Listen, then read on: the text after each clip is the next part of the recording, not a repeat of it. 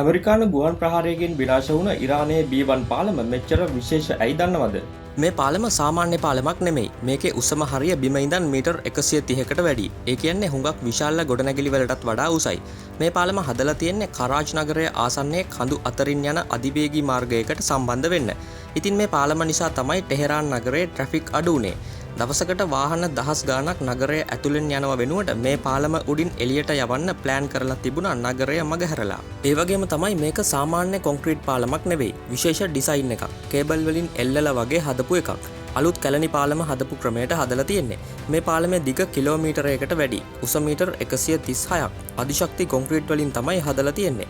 දවස් 3කින් කොන්ක්‍රීට් එකේ 70%ක් ශක්තිමත් වෙන විදිහට හදපු එකක්.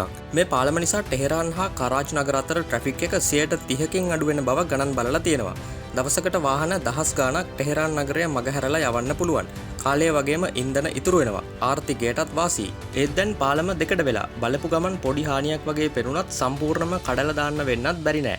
මේ පාලම හදන්න පටන් ගත්තේ 2015 දී. අවුරුදු 11ක් ගිහිනුත් හදලා ඉවර නෑ. තවම වැඩ නිම නොකලත් මේ මතින් වාහන ධාවනය ආරම්භ කරලා තිබුණේ. මේ වගේ පාලමක් ආයෙත් හදන්න ඉරානයට කොච්චර කාලයක් ගත වෙයිද?